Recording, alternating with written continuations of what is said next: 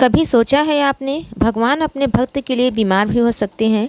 यह कहानी है माधव दास की, जिसकी सरलता, निष्कपट प्रेम और विश्वास ने भगवान जगन्नाथ को मित्र बना लिया। यह कथा सिखाती है कि जब भक्ति में कोई स्वार्थ नहीं होता तो भगवान स्वयं दुख उठा लेते हैं। माधव दास एक बहुत ही सरल स्वभाव के व्यक्ति थे। दुनियादारी से उन्हें कोई सरोकार नहीं था।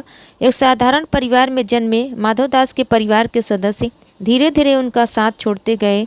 जब माधव दास की पत्नी भी एक बीमारी के कारण अपने अंतिम दिन गिन रही थी तो माधव दास ने उनसे बहुत ही सरल स्वभाव से पूछा कि तुम भी मुझे छोड़कर जा रही हो, अब मैं किसके भरोसे रहूँगा। माधव दास की पत्नी भी भगवान जगन्नाथ की परम भक्त थी। मृत्यु के करीब आ चुकी थी। उनकी पत्नी ने माधव दास से कहा कि वे पुरी में भगवान जगन्नाथ की शरण में चले जाएं। उनसे ज़्यादा उन्हें कोई भी प्रेम नहीं कर सकता। माधव दास स्वभाव से बहुत सरल थे। उन्हें दुनियादारी की समझ नहीं थी।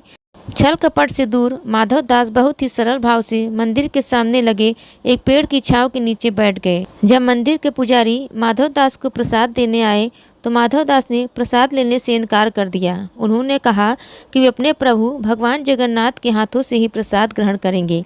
माधव दास ने पुजारी से भगवान जगन्नाथ को बुलाने के लिए कहा। पुजारी हैरानी से माधव दास को देखते रहे। इस तरह भूखे प्यासे रहकर माधव दास ने हट कर लिया कि वे केवल अपने भगवान जगन्नाथ के हाथों से ही अन्न ग्रहण करेंगे।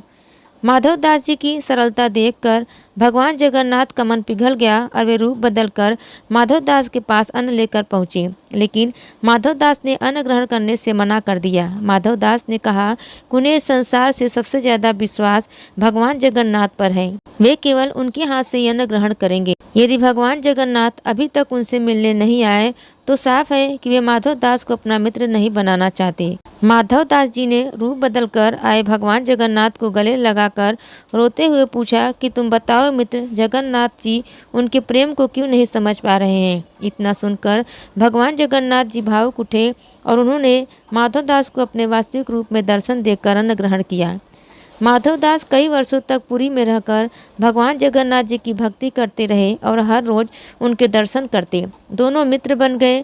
कई वर्षों बाद प्रकृति का चक्र घूमा और माधव दास युवावस्था से वृद्धावस्था में प्रवेश करने लगे। इस समय के दौरान माधव दास जी बीमार पड़ गए। उनकी बीमारी से भगवान जगन्नाथ ने दिन रात उनकी सेवा की। बीमारी से कमज़ोर हो चुके माधव दास ने एक दिन भगवान जगन्नाथ से कहा, प्रभु आप तो जगत के स्वामी हैं, तो क्या आप मेरी तबीयत ठीक नहीं कर सकते। इसके जवाब में भगवान जगन्नाथ ने कहा, मित्र माधव दास, मैं तुम्हें मोक्ष देना चाहता हूँ। पिछले जन्म के कर्म भोगने के बाद तुम पवित्र हो जाओगे।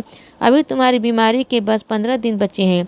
प्रभु जगन्नाथ की बात सुनकर माधव दास ने कराहते हुए कहा, प्रभु लेकिन मुझे अत्यंत पीड़ा हो रही है। यह सुनते ही प्रभु जगन्नाथ ने एक चमत्कार किया और माधव दास की 15 दिनों की बची हुई बीमारी की पीड़ा अपने ऊपर ले ली। इस दिन ज्येष्ठ पूर्णिमा थी। माधव दास ठीक हो गए लेकिन प्रभु जगन्नाथ बीमार पड़ गए। इस तरह कुछ समय बाद माधव दास जी को मोक्ष मिला और तब से प्रभु जगन्नाथ अपने परम भक्तों की 15 दिनों की बीमारी अपने ऊपर ले लेते हैं और हर साल ज्येष्ठ पूर्णिमा के दिन से अगले 15 दिनों के लिए बीमार पड़ते हैं और एकांतवास में चले जाते हैं।